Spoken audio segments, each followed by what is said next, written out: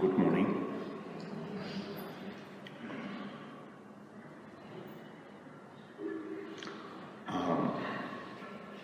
Very happy to be here again, to meet all of you here.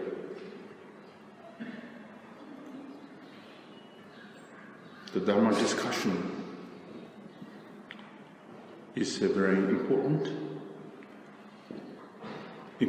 for the speaker, both speaker and the listener, not only for the listener, for the speaker also, because it's kind of like reminding myself what I'm supposed to do and what proper attitude that I need to be cultivated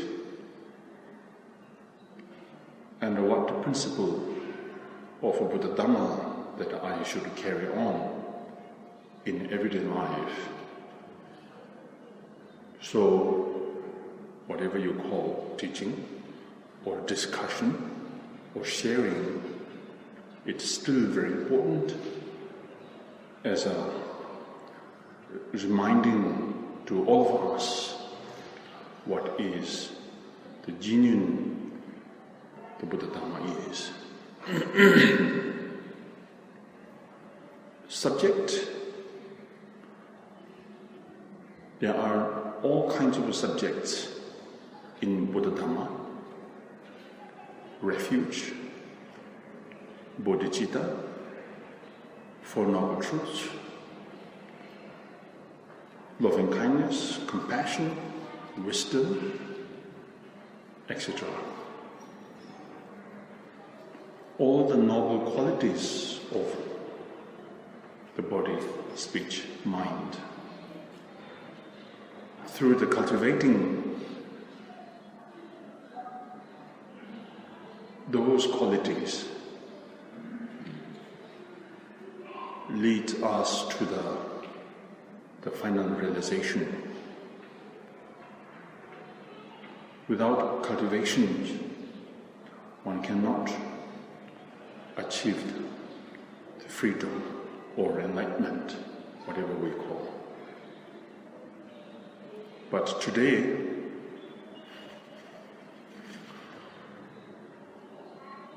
the subject is karma. It's a Sanskrit term which means action of intention. Without intention, motivation, there is no karma as an agent. Involves, then create all kinds of things. It's a very profound subject. Not only profundity, it is essential teaching. It is the principle, it is the foundation of the Buddha Dhamma.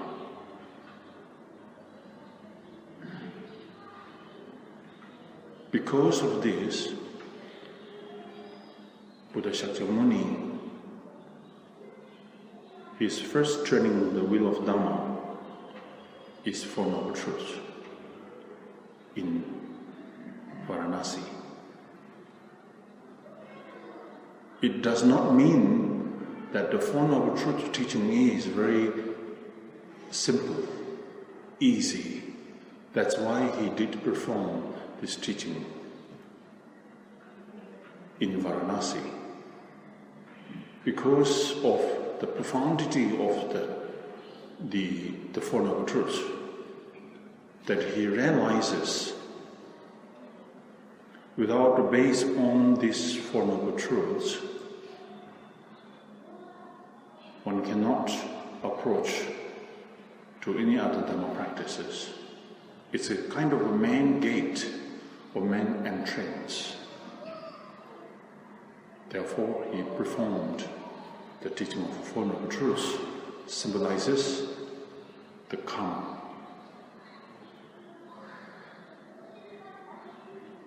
The truth of suffering, the truth of the cause of suffering. These two indicated cause and the effect of samsara. The next is the cessation, truth of the cessation, and the path to the cessation. These two indicate the cause and effect of nirvana.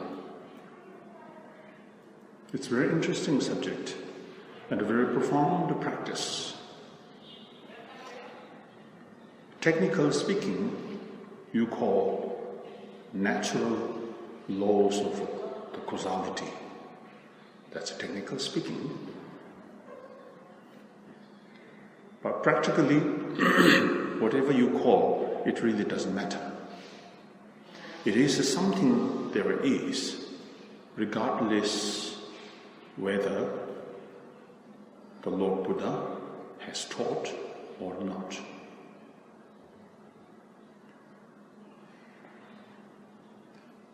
And this karmic action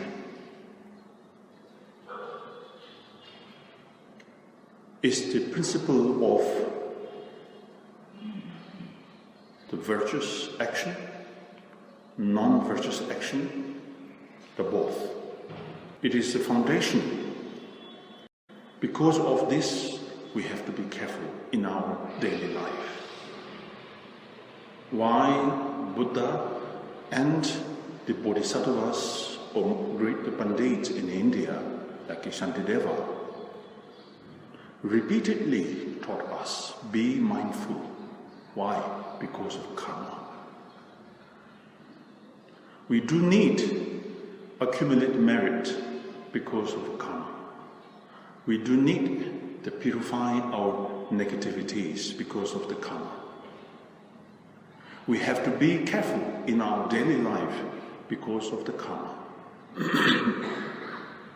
Each and every activities of the body, speech, mind need to be associated along with the mindfulness and the cautiousness and the carefulness because of the power of karma and karmic action. It follows everywhere, wherever we go, the karma follows. We cannot escape simply from the karma until we are totally free from the confusion. As long as we are in the state of the duality, then the karma is there.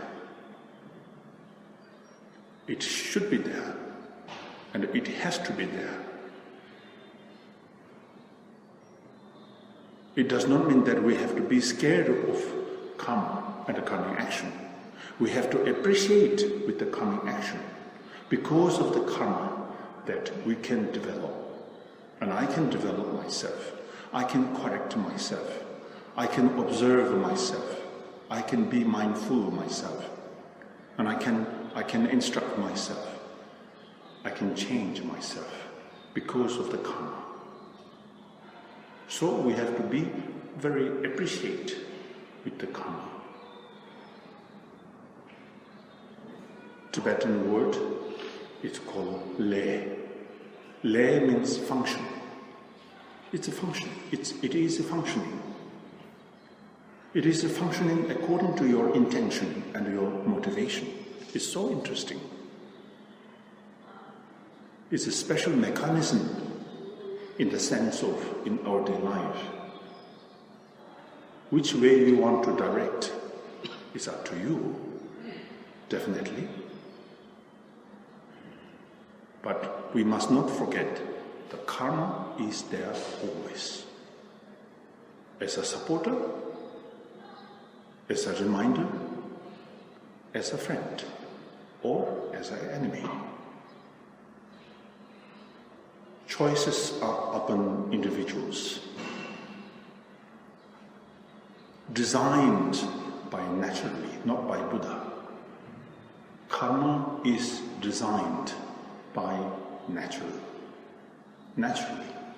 not by Buddha. Buddha has given us introduction, how the karma is functioning, or how does karma exist, and how does karma cooperate with us.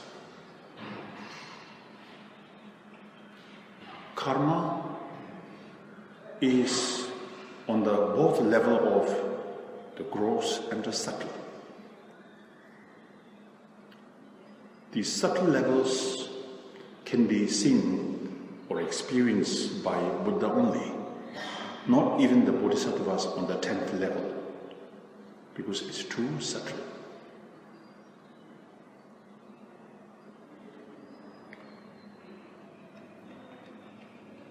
So,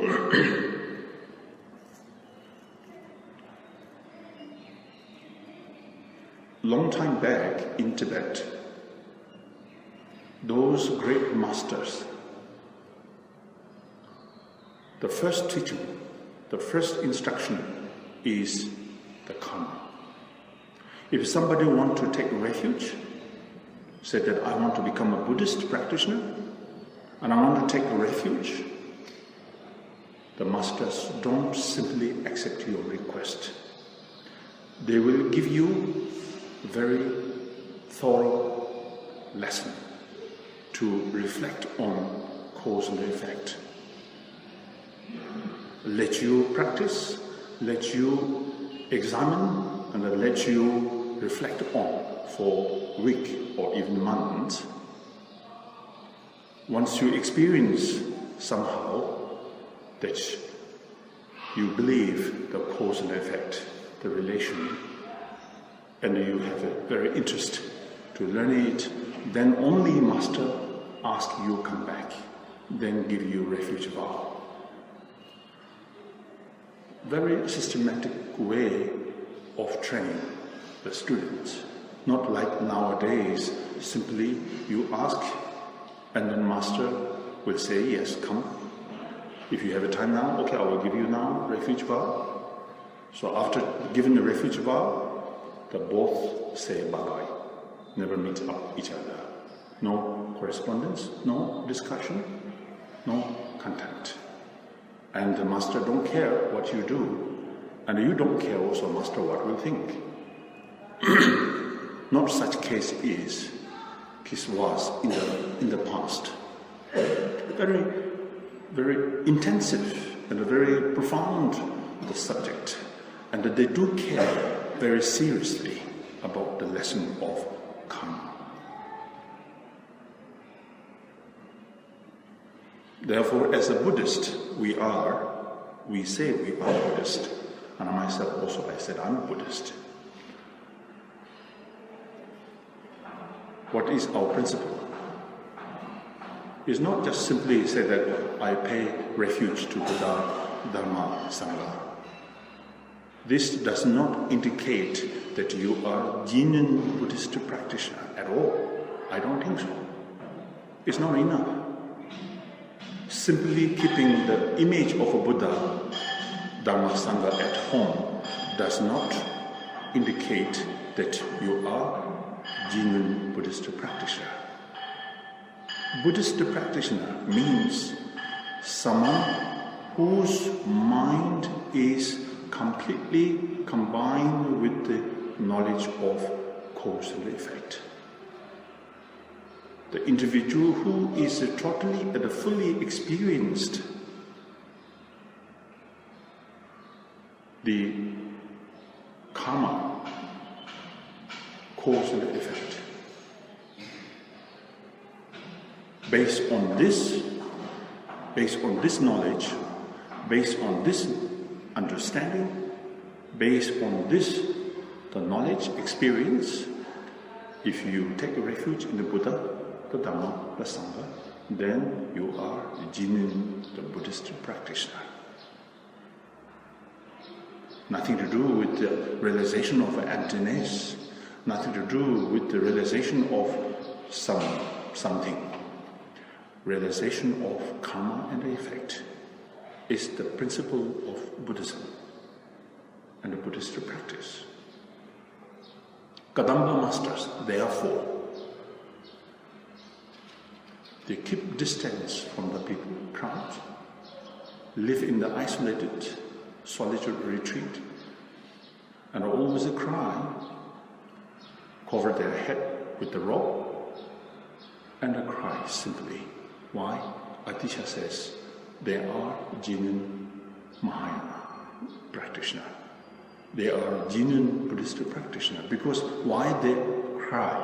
Because they reflect on the suffering, pain, miseries of sentient beings. Buddha himself, technically speaking, renunciation, right? You call renunciation, which means try to free from the samsara, try to free from the cause of samsara.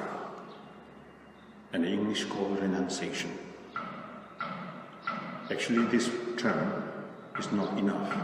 Tibetan word is called Ngenjung. Ngenjung, Tibetan word, has 3 different categories.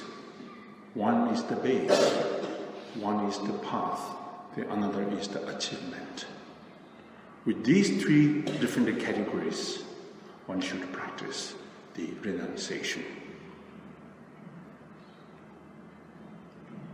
Base, from where?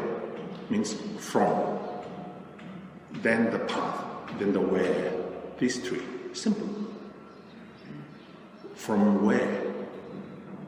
And the path, and then to where. Like a traveler, passengers, from where? From which country? And now, where are you? Must be in the space, right? Or on the road. And then next is, where are you going to arrive? So these 3. From where? From samsara. Samsara is not place or country. Samsara is not somewhere. Samsara is confusion itself. Confusion and a dualistic mental attitude. Confusion. We are in the state of confusion. That's why we accumulate more non-virtuous action. Everyday life, from the morning to the evening, every day we are accumulating negativities instead of positivities. We are accumulating non-virtuous action instead of virtuous action, bodily, verbally, mentally. More serious is the mental, not verbally and bodily. That's why we call confusion, English, Tibetan word, Nyenpa. So the samsara, from where, like we escape from prison, right? Nobody wants to stay in a prison. Nobody enjoys. Because why they don't enjoy in prison? Because they feel the prison is not the state of freedom. There is no relaxation in the prison, bodily and mentally. Tightening there. Unwillingly you are stuck there. Choicelessly you are stuck there. No free. Nobody wants you let free, and I myself also cannot free myself. Likewise, we are in the state of confusion, which is a prison you call samsara, the cyclic existence. Cycling, right? Cycling never can get out of this confusion. Why cannot get out of this confusion? Because we accumulate the cause of confusion, cause of suffering, cause of misery. In our daily life, you can observe our actions, bodily, verbally, mentally. If you observe, and you will surely know. But only thing is because we are so careless, very careless. When we listen to Dhamma teaching, or when you are in the state of a meditation, of course somehow that you have a sense, I'm supposed not to do this, I'm supposed to abandon this, I'm supposed to accumulate this, I'm supposed to adopt this, I'm supposed to accumulate this and that. But because of the negative habitual tendencies from the beginning list of this samsara, and one cannot, you always fail. Out of meditation, you've gone back to same habit. Out of the teaching, while you are in the teaching, you listen, you reflect, you contemplate on, you meditate on, yes, you can sense, yes, I shouldn't do this, I should do this, I shouldn't do this, I should do that. But then out of the teaching, you've gone back to same habit, the same routine. Why? Because of the lack of carefulness, lack of mindfulness, and the lack of cautiousness, lack of training, lack of practice, lack of continuity of your practice.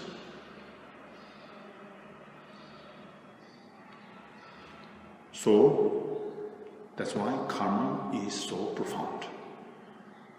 If you want to escape from the prison or from the place where you don't like to stay there any longer, then the only option to us is to try to escape with any means. That's the only option. You cannot simply imagine escaping, running from the prison, walking from the prison. You can imagine all kinds of things, but this does not mean this imagination helps you to get out of this prison. Means you have to take the action. You have to follow your imagination. You have to do something. So therefore, experience of the misery, pain, suffering is called in Sanskrit samsara. Tibetan word korwa. Korwa means cycling. Like in Mala in the Rosary. Keep rounding and rounding and rounding. Likewise, we are wandering in this samsara. Could not get out. We know how to get out of it, but we cannot simply because of we are not trying all our best. We are keep failing our effort, our attempt.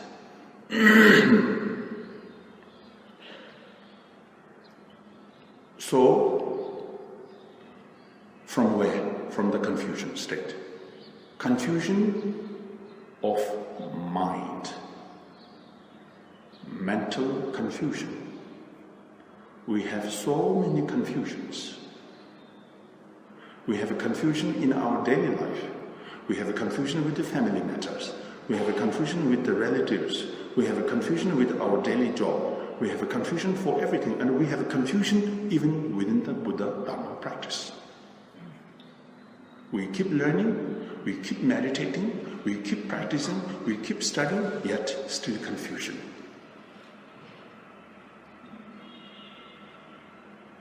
Obviously, practice, training should help us to change or to transform.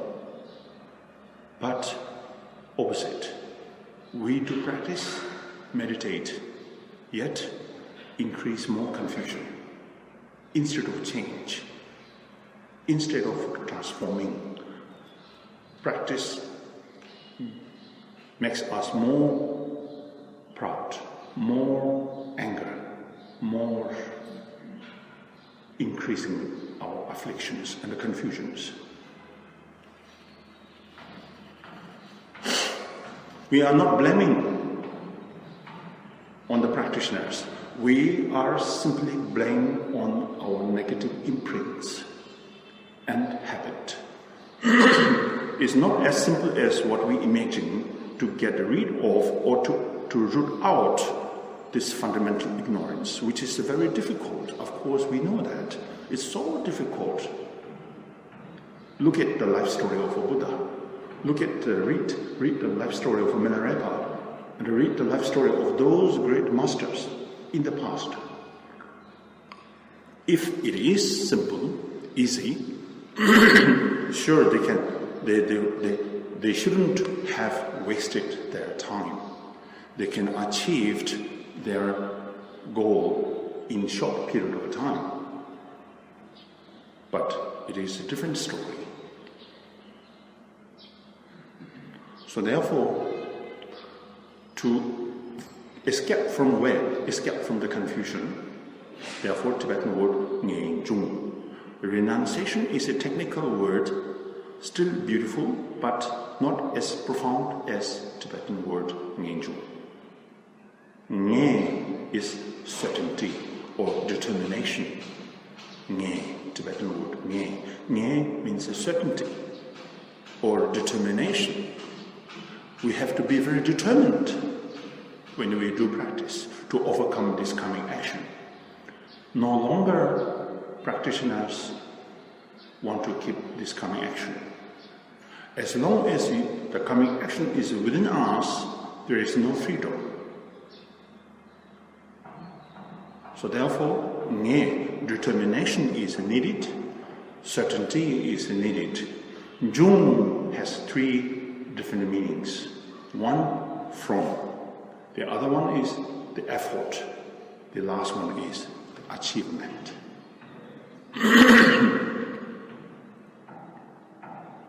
From, so we have to know why we are doing Dhamma practice, why we are learning, why we are studying, why we are meditating, and why we are doing Dhamma practice. And we know this samsara, the dualistic mental attitude, this state of confusion is not favorable option. Because it is unpleasant. It is an unfavorable situation which I want to give up. Beginners still lacking to combat directly the negativities and negative actions. Skillful means we have to walk through step by step. Number one, we have to guard our sensories, guard our mind and faculties. As I said a week ago, recognition. Recognition helps you to guard our mind. It's not time for us to tackle the root of samsara. We cannot. We are still lacking the methods, the power. So cannot tackle directly, cannot combat directly to the emotions or confusion. Therefore, the skillful means our great masters in India, Tibet, those highly realizer beings instructed us that guarding our faculties, guarding our mind, and guarding our attitude. It's so important to reduce or to subdue the certain degree of coming action. We need to guard. That refers to the practice of mindfulness, isn't it? How do you define the meaning of mindfulness? It's guarding. Simply we are guarding. We cannot guard our others. We guard ourselves. You call mindfulness. So, first step is guarding our mind with the mindfulness, with the cautiousness. Have to be very mindful. It's so important. When you hear mindfulness, it's so simple. Everybody talk about it. It's not really special subject of Buddha Dhamma. In our daily life, in modern technique and modern society, people talk about mindfulness. But definition is totally different. How to become mindful? So, guard.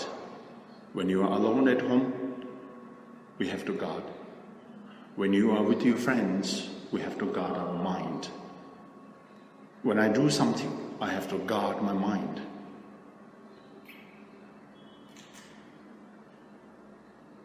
In this mundane worldly life, you talk about the mindfulness, but don't know how to deal with the confusion, isn't it? When confusion comes to you, you don't know how to deal with the confusion, so that means your mindfulness is failed. Those great Indian Pandits, the Indian great masters like Shantideva or Chandrakirti, their the definition of the mindfulness is something that is totally guarding yourself. Make sure external factors do not affect you so badly. So therefore, guarding is the first step. And the more you do this practice, the guarding our own faculties and the mind and the sensories, less and less chance to the external factors to affect you. This means you are trying to keep distance from the negativities and external obstacles or unexpected situation. Lack of this, in everyday life, we do have so many obstacles unexpectedly and with unforeseen, right? You don't want, and I don't want obstacles, yet we do have obstacles. Why? Because of lack of mindfulness and lack of guarding my mind. It's a simple subject, but yet it's difficult when you apply it. So in the practice, actualization is so important that rather than intellectual understanding, theoretical understanding, and the spiritual understanding is not enough. We have to work together. We have to make a connection so extensively and so profoundly. But without external factors, we cannot apply mindfulness anyway. Simply talking about the subject of karma and the karma is not enough. That's something we have to sense and experience the function of karma in our daily life. For this, we need to deal with the situation, the external factors. We have a pleasant situation, we have an unpleasant situation, we have a favorable circumstances, we have unfavorable circumstances, one after another, always, right? So needed, these are objects to the practitioner, be helpful to understand what is the true factor in the state of the karmic function. So, guarding. Second step, once you are well guarded our mind, then apply the remedy. Then we can tackle the fundamental, underlying, fundamental, powerful ignorance. Gampopa says, beginners not yet capable to tackle the root of samsara. Beginners, the most important practice is to deal with the situation, to be guarding our mind, and to be careful is the prime practice for the beginners. But we expect too high, isn't it? Like today I become Buddhist, just take a refuge. Tomorrow I want to practice Mahamudra. And the day after tomorrow I want to enlightenment. Our expectation is like that. something we don't look down, we always look up. We don't see the refuge, we don't see the Four Noble Truths, we don't see the practical studies. And we want to hear Mahamudra teaching, Mahāati teaching, the Madhyamika teaching, emptiness, shunyata, profundity, something extraordinary subject that we are looking for. Still good, but can you manage to carry it on? Difficult. Why? No foundation. We need foundation, solid foundation to build a solid building. Otherwise, the building will be collapsed after some time. In order to build a solid building, we must need solid foundation. Solid foundation is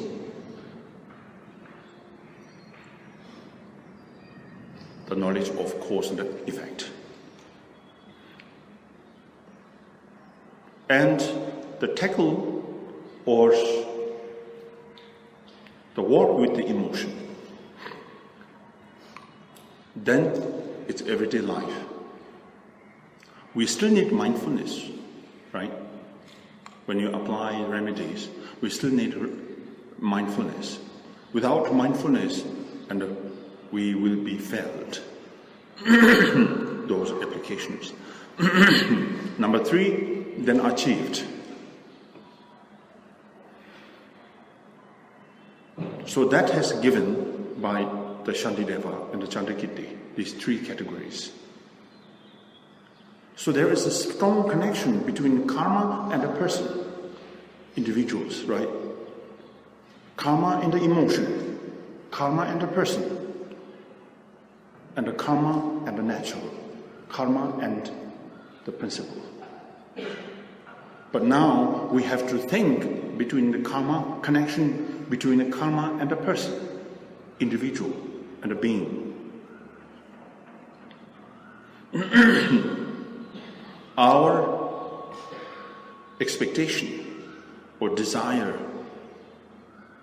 or hope is to be attained, to attain the enlightenment, the freedom. Everybody wants freedom, isn't it? Everybody wants freedom. I want freedom, you want freedom, and nobody wants to be suffered. Nobody wants to be wandered in this panic samsara. Everybody wants to get out of this panic samsara. And everybody wants to be free, and everybody wants to be happy. So, I understand, but I don't know. When I hear teaching, yes, sounds interesting. When I hear about the karma and the effect, they're talking about the samsara and they're talking about the nirvana. Very interesting. Very interesting. From his ring.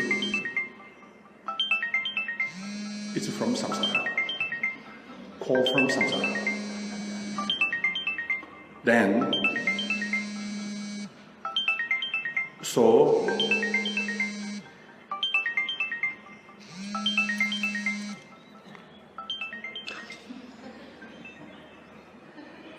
I hope it's called from nirvana. So, anyhow, what I'm trying to tell you is now, because of the the connection between the person and karma, right? So I want to be freed from the samsara, I want to be free from the pain and the suffering, and I want to enlighten, I want to be happy, I want to be ultimately happy, I want to achieve the ultimate happiness. But this is my hope and my expectation, but then how to do, you have to know, right? How to do.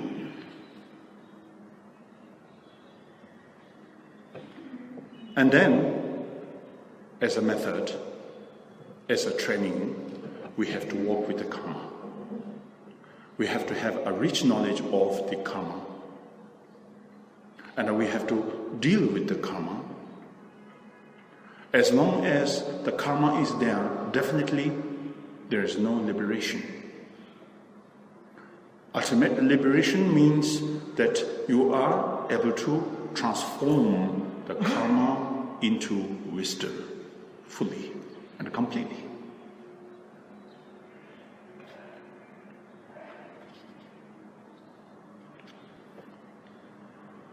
So, the connection between the person and the karma is inseparable. If you do negative things, and if you accumulate negative things, and if you do non-virtuous action, then the samsara is there. So it's totally up to person, because of the connection with the karma is there. As I said, the karma follows you everywhere. If you do virtuous action, if you do good things, then the liberation is there. So everything fundamentally functions by karma alone. Emotion. Buddhists defined two different types of emotion.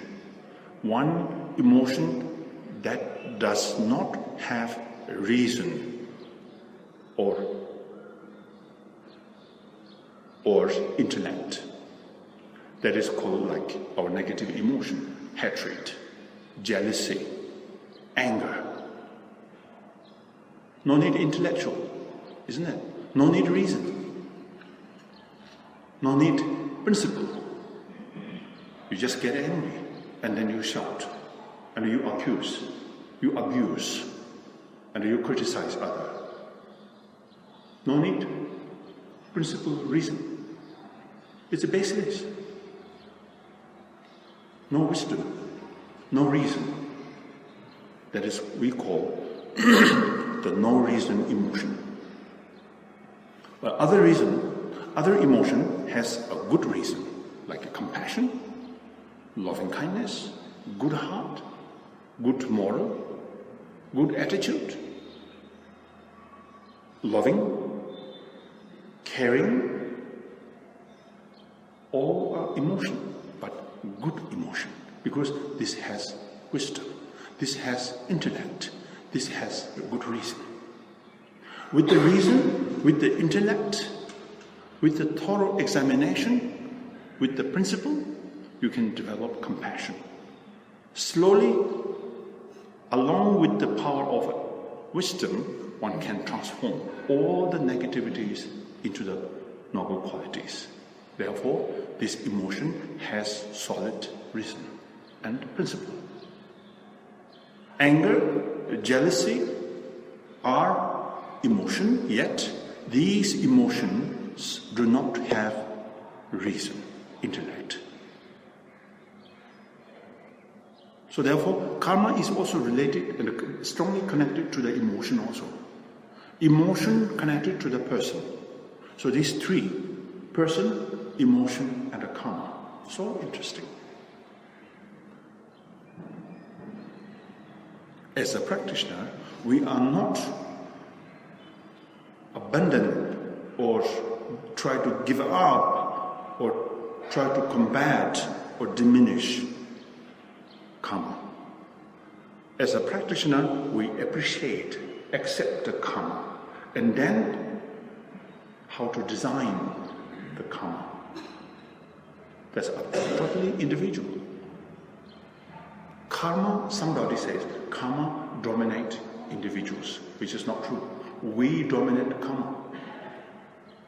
So we have to first guarding our faculties, mind, then the tackling the fundamental root of samsara, then try to transform. So for this, we need intellect, thorough training, and a full of mindfulness and actualization. It's so important. We appreciate karma. We do need karma. Without karma, cannot function, cannot practice, cannot meditate.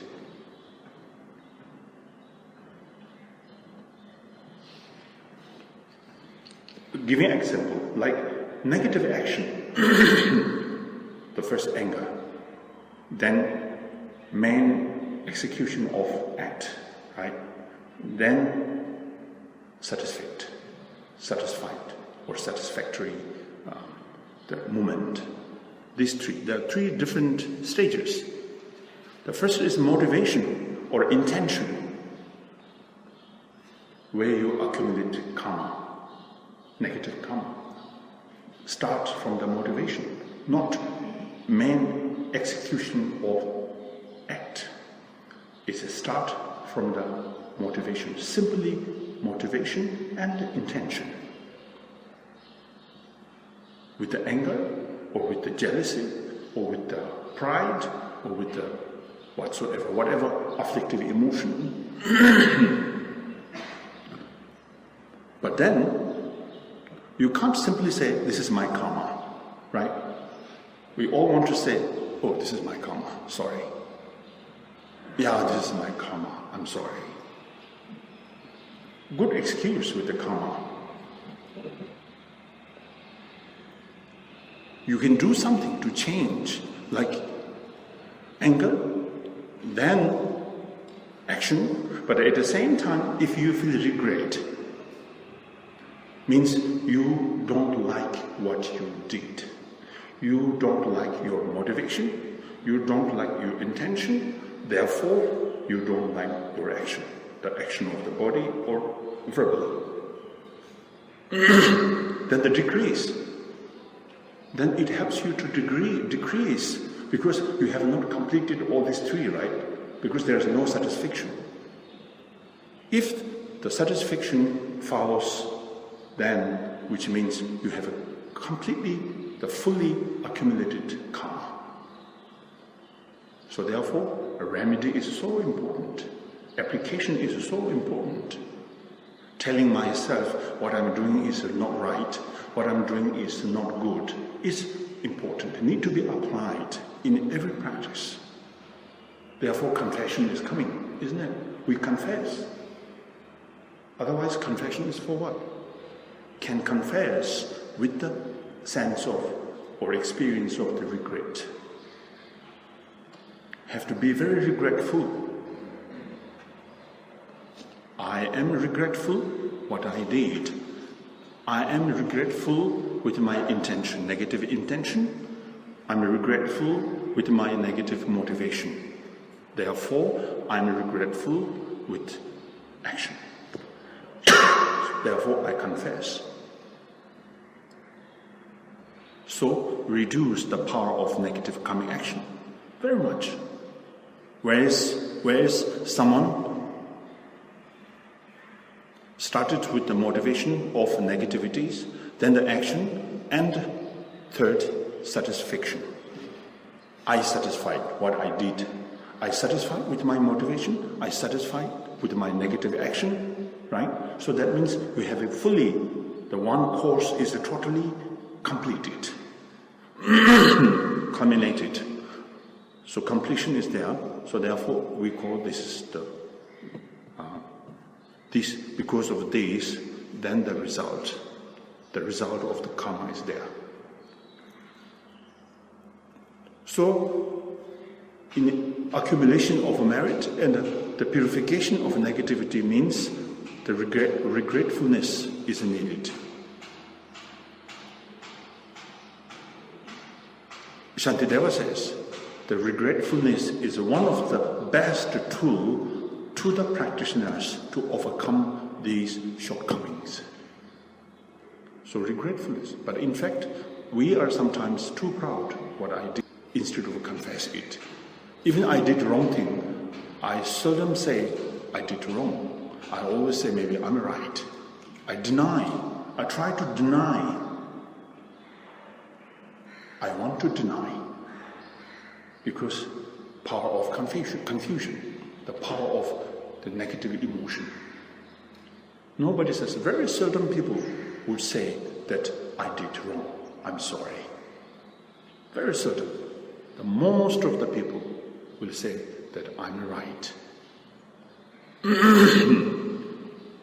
So this shows there's no confession, no purification. If we apply the regretness, forgiveness, then this is the best method of the purification, rather than just chanting the 100-syllable letters. We believe that Dorje Senpa Vajrasattva is like an agent for you to purify negativities sending from Buddha. So you worshipping Vajrasattva, offering some bowls of this, the waters and the flower and the light lamps and incense, say that I'm going to do practice over you, so make sure you help me to purify it. But I'm not sure, tomorrow I will accumulate negative again, but you have to continue help me to purify. It's not the way you purify negativities. The purification of negativity alone, associate along with the wisdom.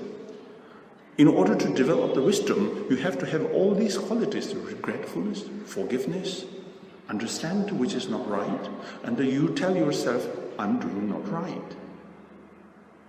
And a recognition of your own fault and mistake is the principle in order to purify our negativities. So, ultimate responsibility to overcome all these unexpected situations, these panic situations, unwanted situations, I have to work.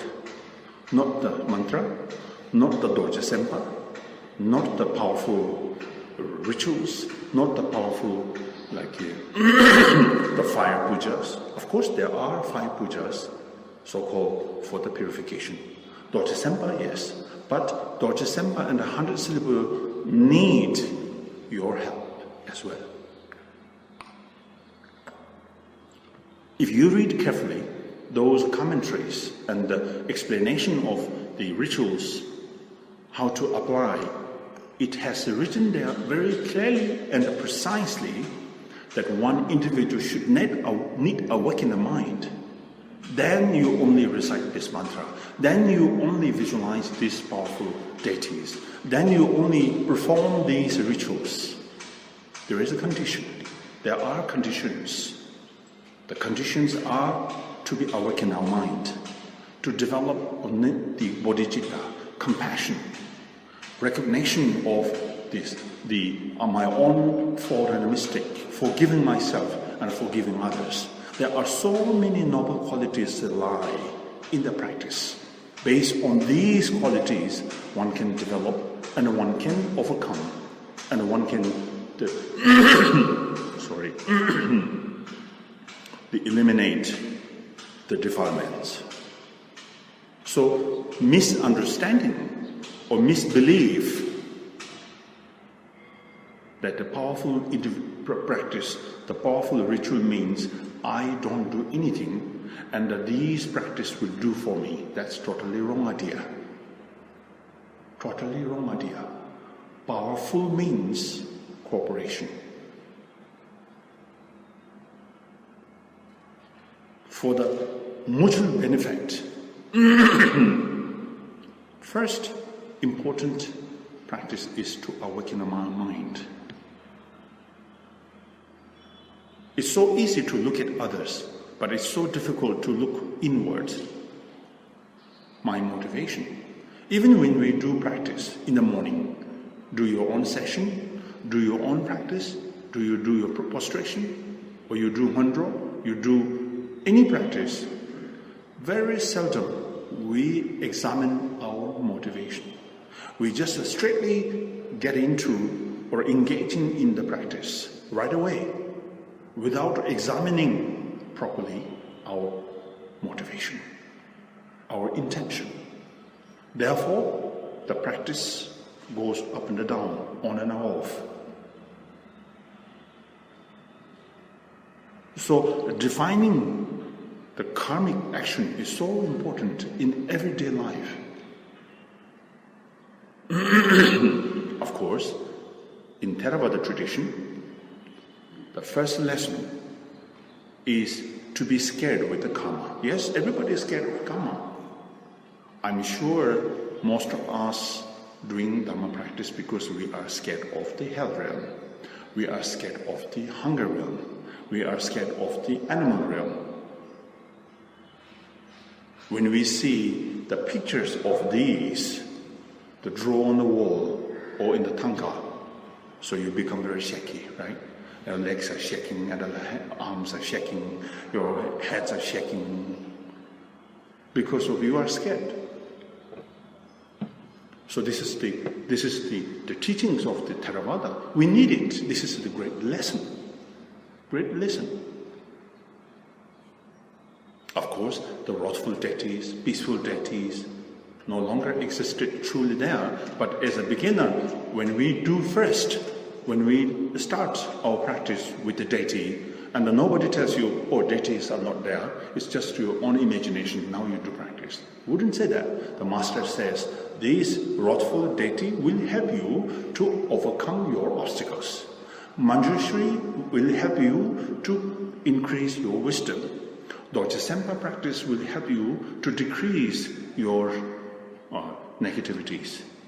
Long life Buddha helps you to prolong your life. Isn't it? They tell you like that. Medicine Buddha, if you practice, your disease, your illness will go away. So, based on that belief, the dualistic belief, you do practice, it works. Because your mind is right now at the state of the dualistic mental attitude. I can't simply say everything is empty. No, I can't say this. I cannot say the green Tara is your mind mental projection. Green Tara is not there. Green Tara is in your mind, so you do practice the green Tara. Nobody would say that. Teaching should be performed to the level of practitioners. Because of this, we call systematic and a very rational process, the way you enter into the actualization. Karma is approach you in any manner is so sensitive. Karma is very sensitive and very open and very straightforward. Therefore, I'm happy with the karma and I'm appreciative with the karma and the karmic action. Like as a practitioner, those great masters you see, when they are sick in the past, the great masters, or they face the tragic event or problematics, what they say, it's my karma. I'm appreciate, I'm happy about that. More I suffer, more I believe in the karma. And the more I have a problem, I'm more enjoying. That's why my compassion is arising and my loving kindness is arising towards sentient beings, how they are going through the suffering, pain, miseries, and unwanted circumstances. So that is something to do with the wisdom, to be seen clearly the characteristic of the karma. It's not that something that I'm sick, but without definition, I say it's my karma. How do you know it's your karma or accident? Could be accident. But when you say it's my karma, then that means you have seen the connection between your personality and the karma. Therefore, you are very sure it is the result of my previous karma. Because of this, then you want to apply more Dharma practice, more train your mind, more you are interested to work with your karma. We don't blame on the karma. That's why we appreciate with the karma, existence of the karma. So therefore, what I'm trying to tell you here is that not from my experience, but the knowledge of the karma, that the long-term examined or reflecting on it, each and every moment when you go through the pleasant or unpleasant situation regardless, I have to be appreciated with every action of the karma. the situation. If we do that, and slowly we are able to approach into the reality that is experience. Without experience, we just simply say, karma, karma, karma does not work. You even could not make connection with the knowledge and experience. Therefore, Kadampa Master says, the more you define, more you analyze, and the more you reflect on the karma, then the more your practice will be increased. And the more compassion will be arising, more loving-kindness will be developed because of the power of your realization or actualization of the karmic characteristic. So this means it's our everyday life, not only with the practice, not only with your meditation. You could make an extensive and a profound connection with the sentient beings in the sense of understanding of the karma, and that I can share with you. Therefore, Kadampa Masters, long time back, like Dhammaraksita, when he sat on the throne and giving teaching, somebody hit the door outside there with a stone, but instead of that, the dog felt the pain, the Dhammaraksita fell down from his throne. It is obvious that something really you could share emotionally with the others in the reality sense, not only imagination. Therefore, you could give joy, happiness, prosperity to others, and you can accept certain amount of the pain, the suffering from others. The wisdom, compassion, combination, inseparability of the compassion and wisdom. Not only wisdom. If you are unable to combine these two, and then we cannot work with these. So therefore, you see, the power of compassion, power of wisdom, inseparability of these two, one can really help.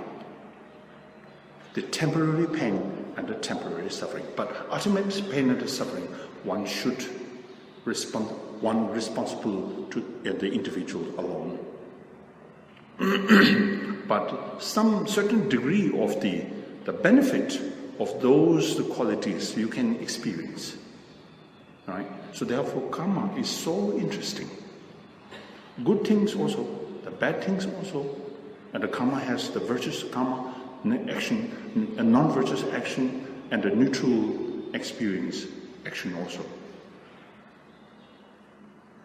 But as I said, but whatever it is, for us now most important is to realize the connection between the karma and the emotion. It's so important. The karma connection to the emotion that is baseless, without reason, is our hatred, anger. So you have to see this. Ultimately, angers, hatreds, all these are no other than the Dhammadhatu itself, but for the time being, at the level of, as a beginner, one should not say like this. One should encourage others to reduce these clashes, the power of the clashes. Anger is no good. Anger should reduce. Anger should abandon. You should abandon anger. You should eliminate anger. Anger is no good. We have to blame on anger. That's the first. That's why, because of the teaching of the Theravada, Buddha has taught Four Noble Truths right after he enlightened. Right?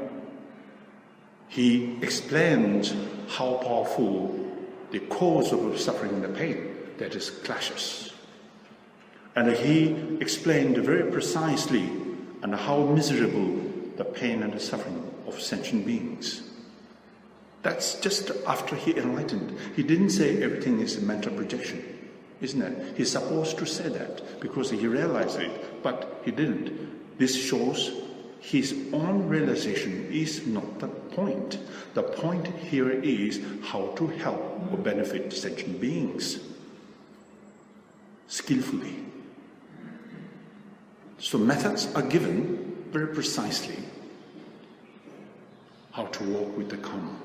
Without working with the karma, the practitioners cannot go directly combat to diminish or to expel the cause of the pain and the suffering, right? So therefore, karma is the base, karma is faith, the karma helps you to be the fruitful.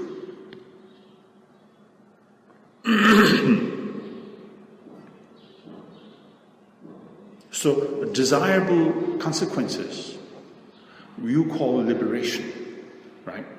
It's from karma. We have to be free from the karma. Karma come from where? Karma come from confusion. Therefore, Nagarjuna says in his Madhyamika teaching, as long as you hold on to the 5 skandhas, then there is the hold on I, right? I, my, mine. As long as the holding onto I, then there is a karmic action, he said. Karmic action comes from holding sense of I firmly, then it produces the karmic action. Because of the karmic action, then it produces the rebirth in the samsara. Then the rebirth produces unwanted situations of sickness, aging, etc. Then these produce the death. And the death leads another rebirth. Then accumulate also confusions there. Then again you accumulate the negativities. And then rebirth. Then death. So this is we call the cyclic existence. Unceasing cyclic existence. Who will help you to get rid of from this fundamental powerful ignorance? The wisdom only. What is wisdom? Can you define? The wisdom is nothing else than the opening your mind fully. Your mind is a titan, defiled, obscured by reasoning, by good intellect. You open up your mind fully. You have seen the truth of your own true existence, which you have not seen before because of the power of a dualistic mental attitude. Now, because of the training, well training of your mind and well examination, and first you're guarding your mind, then you tackle the root of the samsara, and then you have achieved the liberation.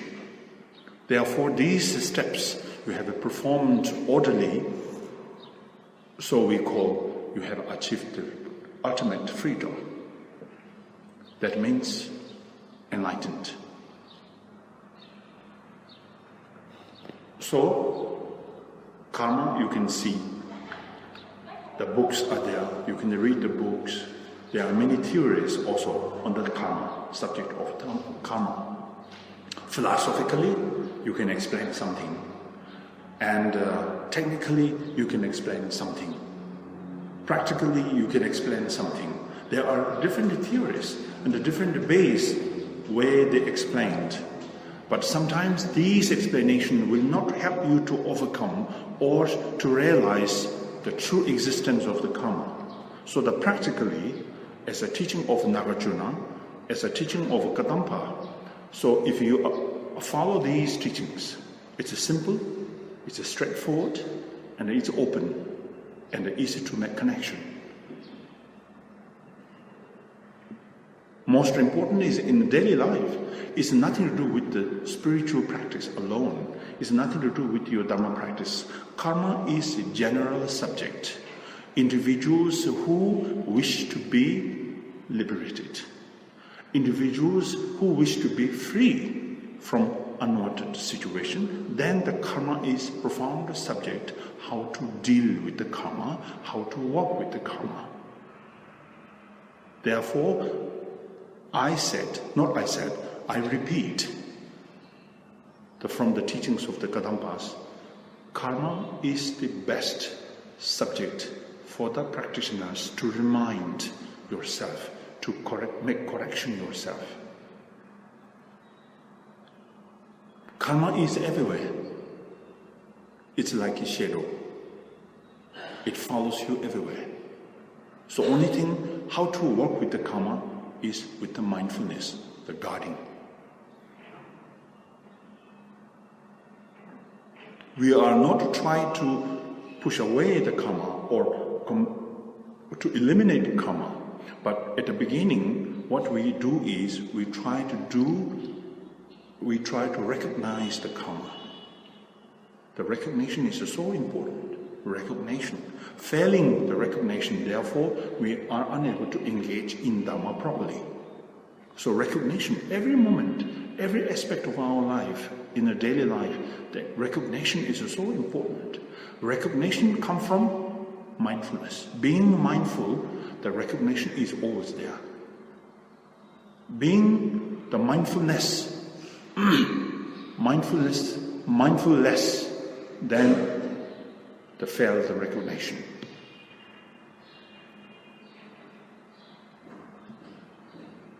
Therefore, as a Dhamma practitioner, and a serious Dhamma practitioner, when I say Dharma practitioner, it sounds quite strange, but you can say rather, if you really care yourself, if you really care for yourself, considering how to get freedom, then one should start our practice from the recognition of karma and working with the karma and to pay attention with the karma. It helps us. Therefore, karma is agent. It involves entire the way of life and every aspect of your life, every movement of your life. You do non-virtuous action, you do the virtuous action, or you do the neutral action. Whatever action you do, the karma is always there.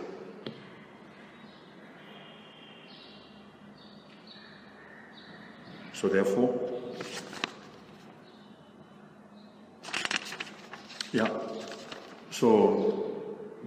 so that's the general introduction of karma and how to work with the karma. I just simply explained. I cannot tell you more than that, because if I tell you more than that means I have fully realized the subject of karma, or I experience completely the karma, but I'm still struggling with the karmic subject. So therefore I cannot really definitively explain so confirm you this and that, but logically, practically, and technically, how do you define the karma and how to work with the karma, that is something that I share with you from the teachings of the Kadampa. And the next, if you really want to become a good practitioner, then you should emphasize the subject of karma, because of this first message from the Buddha after he enlightened. His first message is the Four Noble Truths. Four Noble Truths is very much based on the message of the karma and the result. It's so profound. More you examine and the more you analyze the karma and the mechanism of the karma and its action, then the more the noble qualities will be developed. Compassion, loving kindness, wisdom, everything based on the karma action. So therefore, Kadampas masters always emphasize on the practice of the karma and the karmic action. Okay? Any question?